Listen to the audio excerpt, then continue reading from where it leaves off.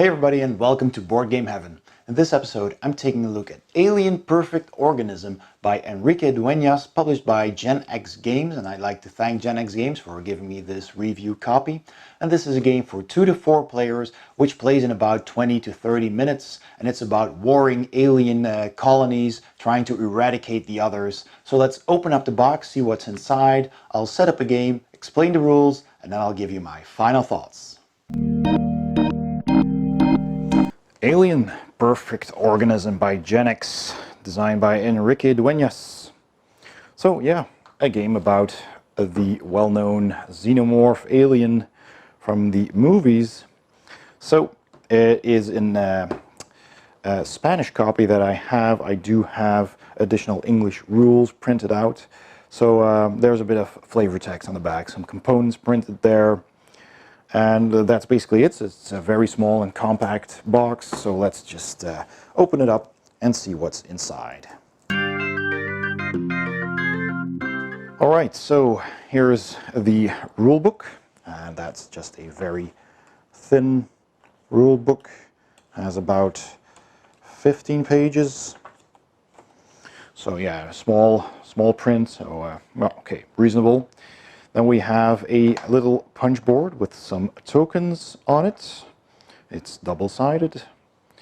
Right, so these are wound markers, I believe, with 1 and 3 wounds, and these are egg tokens. And yeah, so we have those. Then we have these base cards. These are basically your starting cards.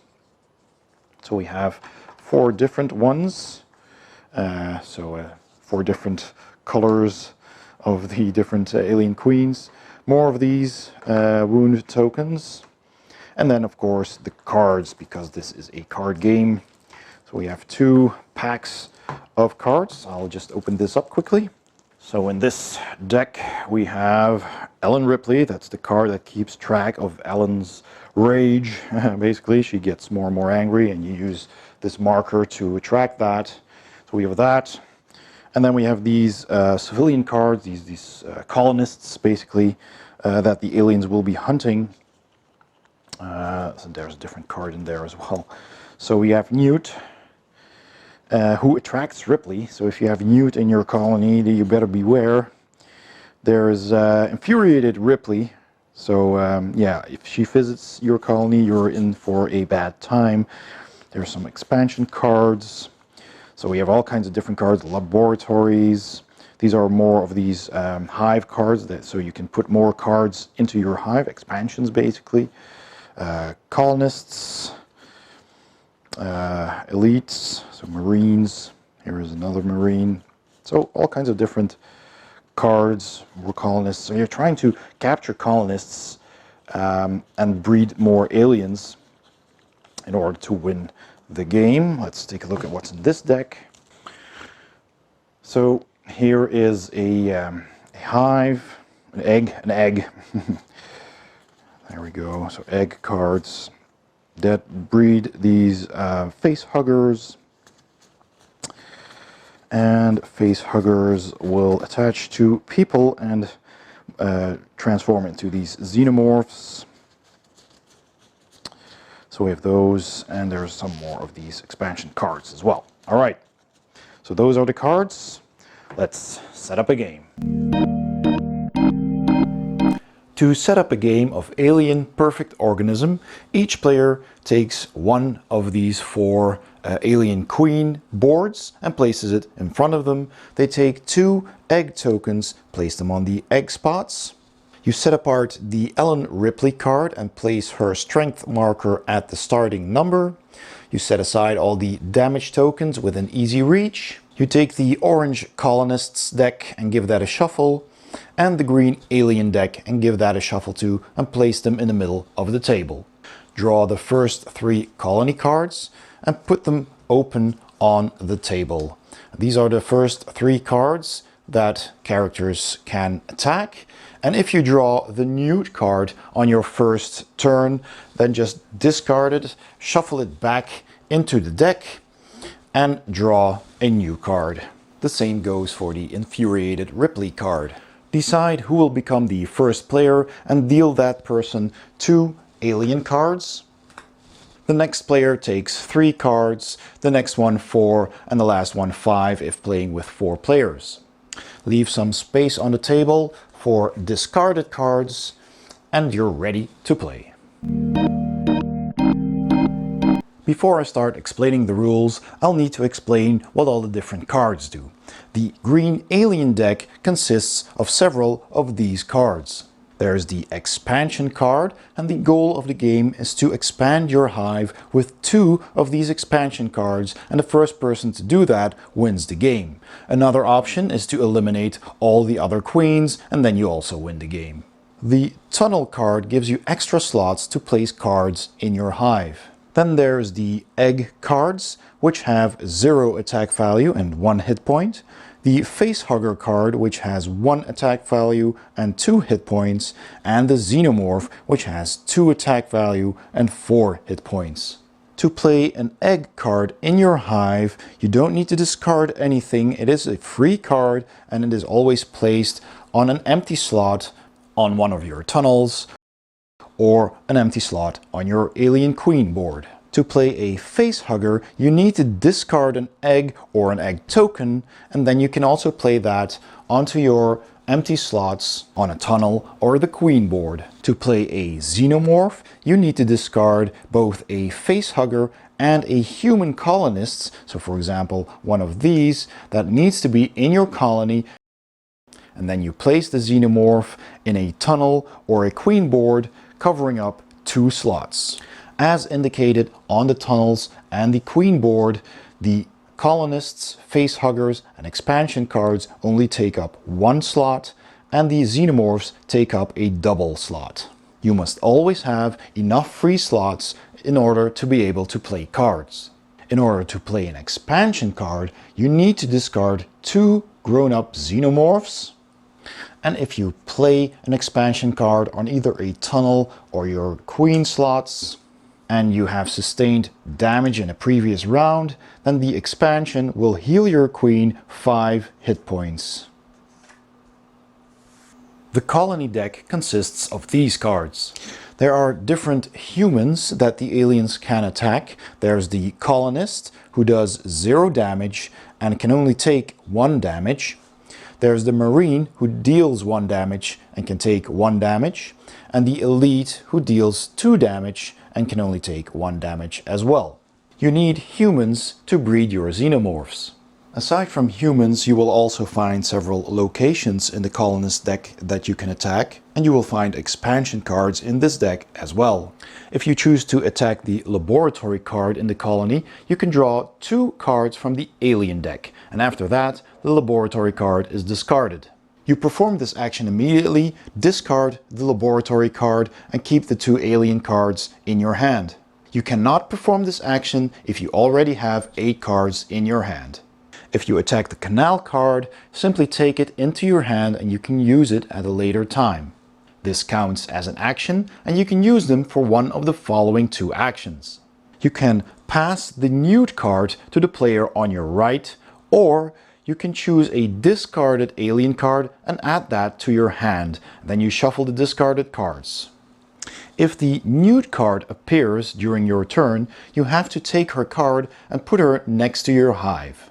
She doesn't take up any space in your hive, but she's very dangerous to have, because whenever Furious Ripley shows up, then Ripley attacks the player who has the nude card. The amount of damage Ripley does is the number indicated on her card on her experience track plus 2. Whenever the nude card is drawn, any existing nude card already in play is simply discarded. There can only be 1 nude at any time. The player who is attacked by Furious Ripley has to distribute the damage Ripley does between their creatures in their hive. After that, Furious Ripley and Nude are both discarded. It can happen that you have to refill the colony and draw both a Nude card and a Ripley card after that, and that means Ripley attacks you. If you draw multiple nude cards on the same turn, then you just discard the other nude cards and refill the colony until you get a card that is neither nude nor Furious Ripley. The game is played in an undetermined amount of rounds, and a round ends when all players have played their turn. It is played in clockwise direction. Each turn consists of two phases, the growth phase and the fighting phase. During the growth phase, you can do up to 3 actions, and you can spend those action points on any of 3 options. The first option is to draw a card from the green alien deck and take that into your hand. The second option is to play a card from your hand into your hive. And the third option is to discard any number of cards from your hand into the discard pile of the corresponding deck.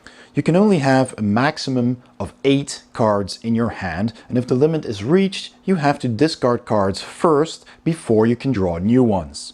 You can perform your 3 actions in any order, and you can pick from any of the 3 options. You may also repeat these options. So for example, you can decide to draw 2 cards, spending 2 actions, and then play 1 card, which is your last action. You can also spend all your 3 actions on drawing 3 cards, or playing 3 cards, or a combination of the 2. Discarding any amount of hand cards only costs 1 action. You cannot go back to an action previously taken if you've taken another action afterwards. So for example, you can play action A, then B, and then B, or A, B, and C, but you cannot play action A, then B, and then A again. Then the second phase of a round is the fighting phase, and this phase is optional. And when attacking, you can choose to either attack the hive of another player, or the colony, which is these 3 open cards. When attacking, only queens and xenomorphs can leave the hive to attack. You cannot attack with facehuggers, eggs, or captured humans. They can, however, absorb damage when being attacked by another player. When attacking another player, decide which creatures you will use to attack. So for example, the queen and the xenomorph, and you can just slide them up a bit to indicate that you're attacking with those. You add up their total attack strength, and queens have 12 life points and a strength value of 3, and the xenomorph has 2, so I would attack with 5 attack points. And the opposing player who I attack would have to divide that 5 damage among his creatures. And they can choose to divide the damage on their alien queen, their xenomorphs, but also any captured colonists. They only can have 1 damage, so they immediately die, and so do your eggs, but you're free to distribute them any way you want. But then the defending player attacks back after taking the damage, and they do a counterattack with any surviving aliens, not the colonists, and they add up all the damage of their surviving aliens plus their queen plus 1 because they're in their own hive defending. The defending player always gets a +1 to attack. So then the attacking player takes that number of damage tokens and divides them among their attacking creatures. So not any creatures or colonists back in their own hive. When attacking the colony, you simply pick one of the 3 cards that are open and just take that card into your hand. If that colonist has an attack value, you do need to take those tokens and divide them amongst your aliens. If there's an expansion card in the colony, you can simply take that onto your hand as well, and you can play it in a following turn if you meet the conditions by discarding 2 xenomorphs from your hive. And as shown before, you can also take the conduit, the canal card into your hand, or get the laboratory card, discard it, and draw 2 alien cards. So if I, for example, attack this colonist, that one doesn't do any damage, simply take it into my hand, and then after that I refill the colony with the next colony card. If I draw a new card, then I have to take that card and put it next to my colony, and that will stay there, and then I have to refill the colony again. Then if I draw a Ripley card, I check the Ripley card to see how many damage she does, and it's currently at level 2. That means she deals 2 plus 2 is 4 damage, which I have to distribute amongst my aliens. Then that card is also discarded, and a new card is drawn to fill the colony. The game ends whenever somebody plays a second expansion card into their hive, and then that player is the winner, or when one player manages to eliminate all the other colonies by killing their alien queen. And that's all you need to know on how to play Alien Perfect Organism by Gen X Games. Let's go to my final thoughts. So my final thoughts on Alien Perfect Organism by Gen X Games. Let me start with the presentation first. First of all, the cards are of a decent quality. They are pretty thick. It's just that the edges, at least in my copy, seem to be a bit frayed. They look like a card game that's been played several times without sleeving them. And it's not for all cards. It looks like the front of the cards is actually pretty good, but all the backs of my cards at least have this slight frayed edges, and I don't know why, and you can see that clearer if I fan the deck with the backs of the cards up. But for some reason they look a bit frayed, and that could be due to the machine that's cutting them being a bit blunt perhaps. So it could just be my copy. They could have batches that were better and not as good, but that's just something that caught my eye. It's not a big problem, but it's just a little thing I had to mention. The tokens are okay. They're basic. They're just the regular thickness cardboard that you get for tokens, and that's fine. You get plenty of them, so that's good. You have these damage tokens that have a 1 on one side and a 3 on the other side. That's really handy and easy to keep track of your damage. They're very simple. They just have that icon with the 1 or the 3. And that's basically it on a black background. And it's a little bit worse for the eggs, because the eggs are these oval tokens which are completely black with just the green egg. And on the other side, once you've used them, they're dark green, so you barely see them. And they serve their function, but they're not very pretty.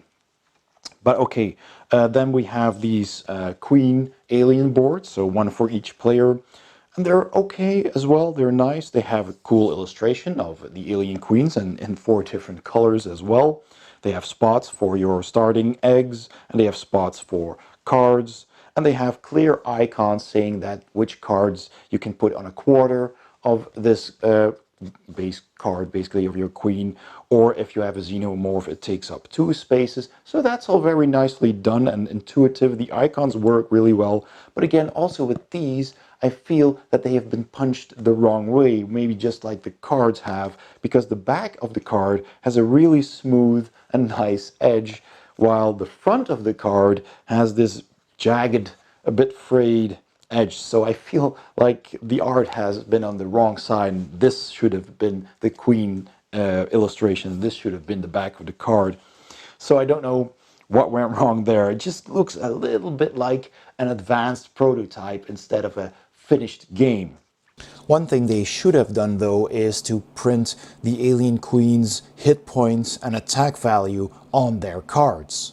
A positive thing about the game, though, is that it is language independent. Now, the rules that come with the game are in Spanish, but you can download the English rules online.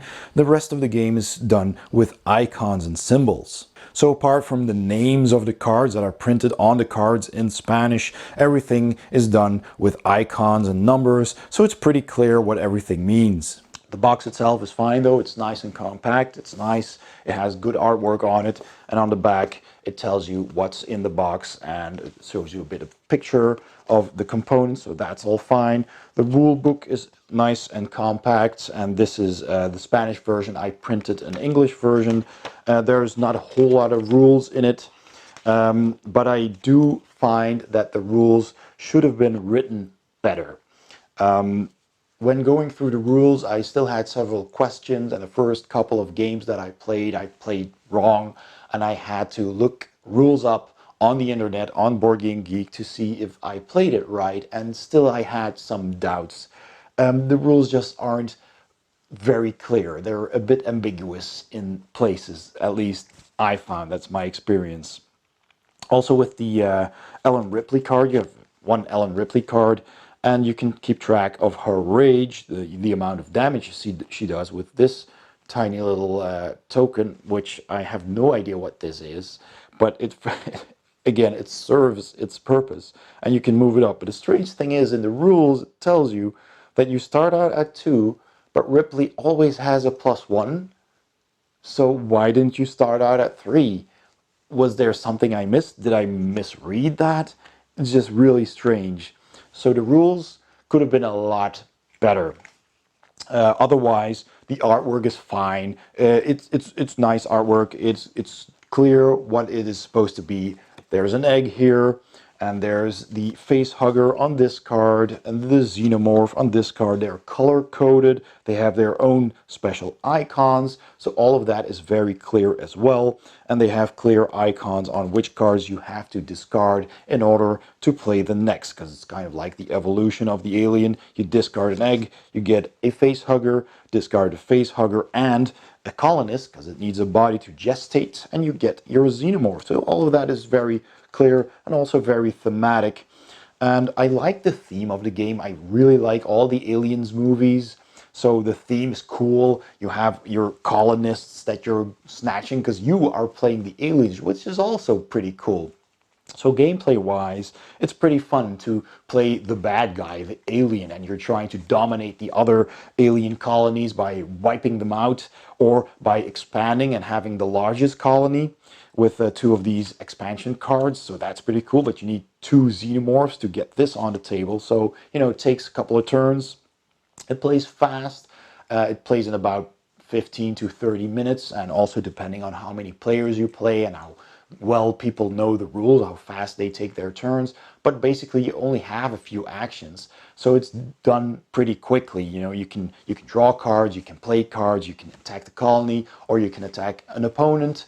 And when you're playing with more than 2 players, you know, you can choose which opponent to attack, so that's a lot of fun as well. You're usually trying to attack the stronger one that's always going to win, and then, you know, somebody might stab you in the back or help you first and then attack you back. And that's fun. There's a lot of chaos basically going on, and then a little bit of backstabbing. You could form temporary alliances to get the person that's ahead, but then they turn on you.